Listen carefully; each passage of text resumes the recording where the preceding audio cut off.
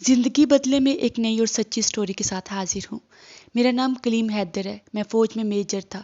میرے والد صاحب نے میری ماں کو مار مار کر ان کے کندھے کی ہڈی توڑ دی تھی۔ مناسب علاج نہ کروانے کی وجہ سے ہڈی نے خون سپلائی کرنے والی نالیوں کو نقصان پہنچایا تھا اور خون کی سپلائی بند ہونے کی وجہ سے میری ماں کا بازو بے جان ہو کر سوکھ گیا تھا۔ پھر جب میری ماں کو فالج اٹیک آیا اور ان کا دوسرا بازو بھی مفلوج ہو گیا تو میں نے اپنی پوسٹ سے استعفیٰ دے کر ماں کی خدمت کا فیصلہ کیا۔ بیوی کی لاکھ کوششوں کے بعد بھی میرا دل مطمئن نہ ہوا اور میں نے استعفیٰ دے دیا۔ میرا تعلق ضلع ٹوبہ ٹیک سنگھ سے ہے۔ میری ماں کی عمر 13 برس تھی جب میری نانوں کا انتقال ہوا۔ میری نانوں کی وفات کے بعد میرے نانا نے میری ماں کی پرورش کا بیڑا اٹھایا، مگر انہیں جلد ہی یقین ہو گیا کہ وہ یا تو میری ماں کو کما کر کھلا سکتے ہیں یا پھر ان کے محافظ بن کر گھر بیٹھ سکتے ہیں۔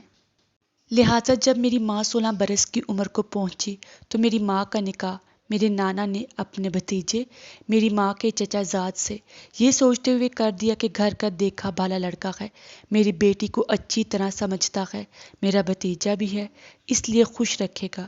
مگر یہ بات میرے نانا کی خام خیالی ہی ثابت ہوئی۔ میرے نانا میری ماں کی شادی کے بعد 1.5 برس زندہ رہے۔ ان 1.5 برسوں میں میری ماں 3 بار روٹھ کر اپنے باپ کی دہلیز پر آئی۔ ہر بار میرے نانا نے اپنے بھائی میرے دادا کی منت سماجت کر کے میری ماں کو واپس بھجوایا۔ 1.5 برس بعد میرے نانا کا انتقال ہوا تو میری ماں بالکل لاوارث ہو گئی۔ میرے ددیال والوں کو کھلی چھٹی مل گئی۔ اب میرے والد محترم کے ساتھ ساتھ میری دادو اور دونوں پھوپھیاں بھی میری ماں کو پیٹنے کا کوئی موقع ہاتھ سے نہ جانے دیتی۔ یہاں تک کہ ایک بار میرے والد صاحب نے جمعے کی نماز کے لیے جانا تھا اور میری ماں طبیعت خرابی کی وجہ سے ان کے کپڑے استری نہ کر کے رکھ پائی تو اس بات پر انہوں نے میری ماں کو کپڑے دھونے والے ڈنڈے سے مار مار کر ان کے کندھے کی ہڈی توڑ دی۔ کندھے کی ہڈی توڑنے کے بعد کسی ڈاکٹر تک کو دکھانے کی زحمت نہ کی گئی، بلکہ الٹا میری ماں درد سے کراہتی تو اسے اور پیٹا جاتا اور بہانے خور جیسے القابات سے نوازا جاتا۔ یہاں تک مسلسل حرکت میں رہنے کی وجہ سے ٹوٹی ہوئی ہڈی نے انگلیوں اور بازو کو خون سپلائی کرنے والی نالیوں کو بھی کٹ کر دیا۔ جب خون سپلائی کرنے والی نالیاں کٹ ہو گئی تو خون کی سپلائی آہستہ آہستہ انگلیوں تک پہنچنا بند ہو گئی اور بازو بے جان ہونا شروع ہو گیا۔ یہاں تک بازو بے جان ہو کر سوکھ گیا اور ساتھ ہی لٹک کر رہ گیا۔ جب میرے ددیال والوں کو یقین ہو گیا کہ میری ماں بالکل مفلوج ہو چکی ہے تو انہوں نے میری ماں پر کردار ہونے کا الزام لگا کر اسے طلاق دلوا کر گھر سے نکلوا دیا۔ جب میری ماں کو طلاق دے کر گھر سے نکالا گیا، اس وقت میں اپنی ماں کے پیٹ میں 7 ماہ کا ہو چکا تھا۔ 2 ماہ تک میری ماں کو گاؤں کی دائی نے اپنے گھر پناہ دیے رکھی۔ 2 ماہ بعد جب میری پیدائش ہوئی تو میرے ددیال والوں کو خطرہ پیدا ہو گیا کہیں میں ان کی جائیداد نہ ہتھیا لوں، اس لیے انہوں نے میری ماں کو دائی کے گھر بلکہ گاؤں سے بھی نکلوا دیا۔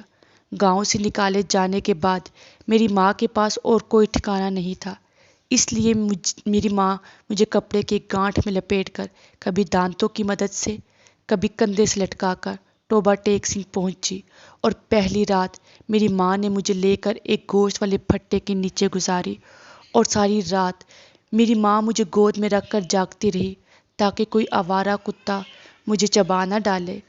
وقت گزرتا ہے، پہلے پہل میری ماں فروٹ والی ریڑھیوں کے آس پاس پڑا گندا فروٹ اٹھا کر اپنا پیٹ بھرتی ہیں، پھر اللہ تعالیٰ کے بنائے نظام کے ذریعے اس خوراک کو دودھ میں بدل کر میرے لیے خوراک کا بندوبست کرتی ہیں اور میرا پیٹ بھرتی۔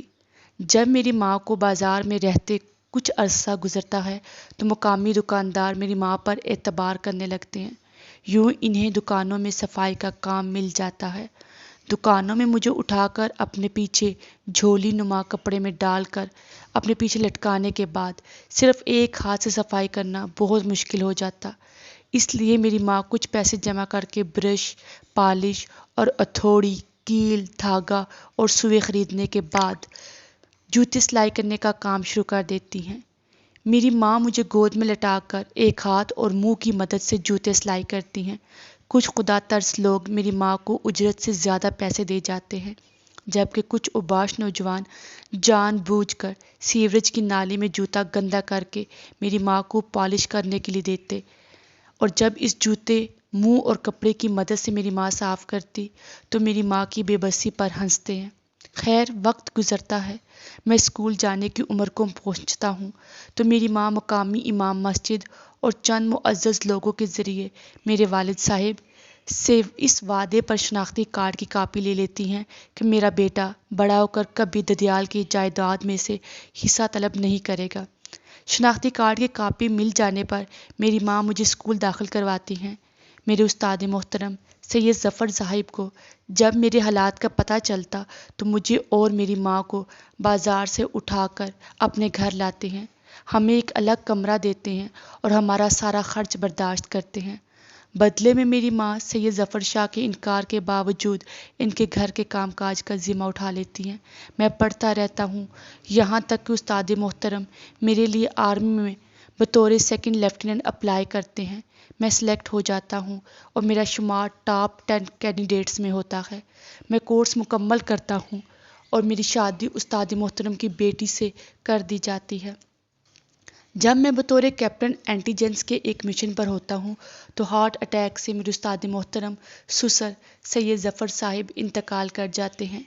میں ان کے جنازے میں شامل نہیں ہو سکتا اور مشن مکمل کرنے کے بعد میں پورا ہفتہ پورا دن ان کی قبر پر بیٹھ کر ان کے جنازے کو کندھا نہ دے سکنے پر معذرت کرتا رہتا ہوں۔ جب دل کا غم ہلکا ہوتا تو واپس ڈیوٹی جوائن کرتا ہوں۔ میں اپنے پورے بیچ میں واحد اور منفرد افیسر تھا جو پہلے خود جاسوس بن کر دشمن کا سراغ لگاتا، پھر اپنی ٹیم تیار کر کے دشمن کا قلع کما کرتا ہے۔ بلوچستان میں ایک مشن پر تھا جب مجھے پتہ چلا کہ میری ماں کو فالج کا اٹیک آیا ہے۔ میں نے اپنے سینئر بیچ میٹس یہاں تک اپنی شریک حیات کے روکنے کے باوجود فوج سے استعفیٰ دیا اور اپنی ماں کی خدمت میں مصروف ہو گیا۔ مجھے یاد ہے کرنل لطیف اور بریگیڈیئر امتیاز نے مجھے کہا تھا، اس فیصلے کے بعد تم پچھتاؤ گے۔ میری بیگم نے مجھے قسم دی تھی کہ وہ میری ماں کی خدمت میں کوئی کسر نہیں چھوڑے گی، میں اپنے عہدے پر قائم رہوں۔ مگر میرا دل نہیں مانا۔ میرے دل میں کہیں نہ کہیں خلش رہتی تھی کہ میری ماں جو کچھ مجھ سے کہہ سکتی ہے وہ میری بیوی سے نہیں کہہ سکتی۔ لہٰذا میں نے استعفیٰ دے دیا اور خود اپنی ماں کی خدمت کرنے لگا۔ میری ماں جب تک زندہ رہی میں نے شاید ہی کوئی رات گھر سے باہر گزاری ہو، نہیں تو میں 24 میں سے 18 گھنٹے ماں کے ساتھ گزارتا تھا۔ میں نے چھوٹا سا گاڑیوں کا شو روم بنا لیا تھا جس پر ملازم بیٹھتا تھا۔ میں سارا دن ماں کے ساتھ گزارتا تھا۔ اللہ تعالیٰ نے مجھے ماں کی خدمت کے صدقے میں اتنی خیر برکت دی کہ میرے پاس آج بیرون ملک ناروے میں 7 شو روم ہیں۔ آج پاکستان میں میری اپنی انڈسٹری ہے۔ آج میری ماں فوت ہو چکی ہے، میرے بچے جوان ہو چکے ہیں، میری بیٹی امریکہ میں زیر تعلیم ہے۔ دونوں بیٹوں نے تعلیم مکمل کرنے کے بعد ناروے میں بزنس سنبھال رکھا ہے۔ میری اولاد منتظر رہتی ہے کہ کب ان کے والدین کوئی حکم دیں اور وہ بجا لائیں۔ کچھ عرصہ قبل میں اپنی بیوی کے ہمراہ امریکہ میں اپنی بیٹی کو ملنے گیا تو بیٹی کے کہنے پر ہم اولڈ ہوم چلے گئے۔ وہاں پر مقیم ایک پاکستانی جسے شکل دیکھتے ہی میں نے پہچان لیا تھا کہ وہ بریگیڈیئر امتیاز ہے کو دیکھ کر میں حیران رہ گیا۔ پاکستان میں اس کا رعب و دبدبہ، اس کی شان و شوکت، سب کچھ امریکہ میں ختم ہو چکا۔ وہ بالکل ہڈیوں کا ڈھانچہ تھا۔ میرے لاکھ یاد دلانے پر بھی وہ مجھے نہیں پہچان پایا تھا۔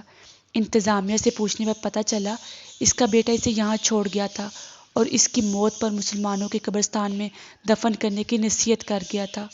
اولڈ ہوم سے واپسی پر میں تھک کر اپنی رہائش پر پہنچا تو میری بیٹی اور بیوی نے مجھے دبانا اور میرا مساج کرنا شروع کر دیا۔ میں بنا کسی قسم کی ناگواری کا اظہار کیے پاؤں کی مالش کرتی بیٹی کو دیکھ کر سوچ رہا تھا کہ واقعی ماں باپ سے حسن سلوک ایک ایسا عمل ہے جسے آج آپ لکھیں گے، کل آپ کی اولاد آپ کو پڑھ کر سنائے گی، اور بریگیڈیئر امتیاز کی حالت نے میری اس سوچ پر مہر ثابت کر دی۔ امید کرتی ہوں آپ کو یہ ویڈیو اچھی لگی ہوگی۔ اس طرح کے سچے واقعات جاننے کے لیے سبسکرائب کریں۔ زندگی بدلے۔ جزاک اللہ خیر۔